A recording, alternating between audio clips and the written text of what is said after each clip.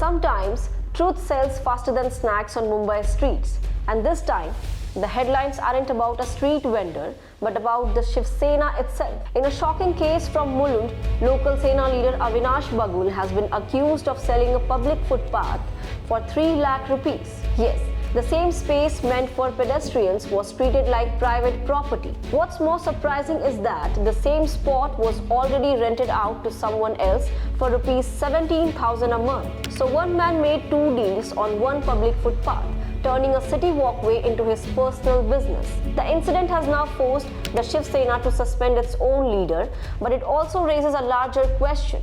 When citizens struggle for safe walking spaces, how do leaders get away by putting a price tag on public land? And if this can happen in Mumbai, what does it really say about the system? Hi, I'm Khatija and you're watching Lokmat Times.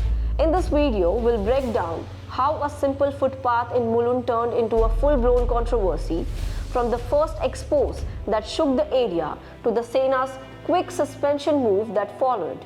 But before we get started, don't forget to subscribe and press the bell icon for all the latest updates. According to a detailed report by Mumbai Mirror, Avinash Bagul, a Shiv Sena leader from Mulund, allegedly sold off a part of a public footpath near MG Road for rupees 3 lakh to a local vendor. The so-called buyer, 63-year-old Bachulal Gupta and his son Santosh. They said they were made to believe that Bagul owned several commercial spots in the area.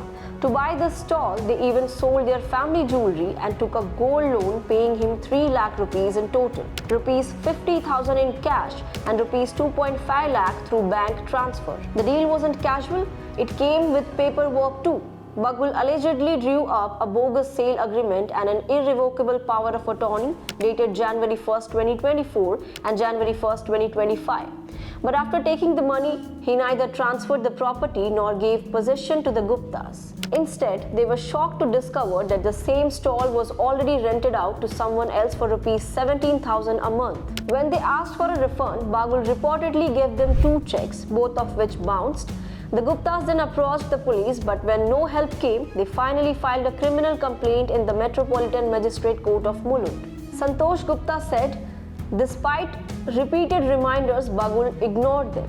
His father still pays rupees 15,000 a month as EMI on the gold loan they took to make the payment. Now let me quote it.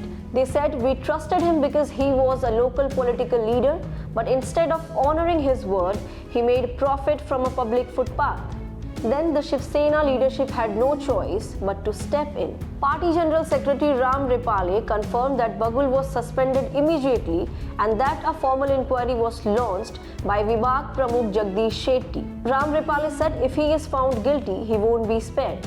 Meanwhile, the civic authorities too carried out a sudden crackdown on MG Road, removing illegal vendors from the area. Locals said the usually bustling pavements looked completely empty the next day.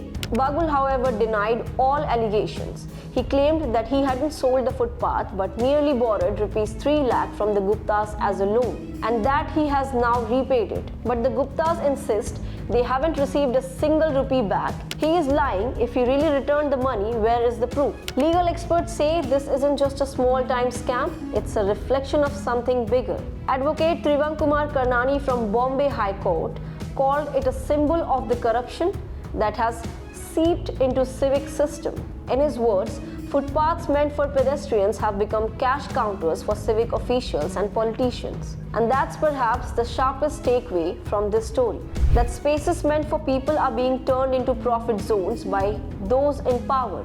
The Sena's suspension of Bagul might look like a swift action, but for citizens, this case opens a larger question. How many such footpaths across Mumbai have quietly changed hands? And how many more officials have looked away? So now the question really is, if the city's footpaths can be bought and sold, what hope is left for the people who simply want to walk free on their own street? Tell us your thoughts in the comments below.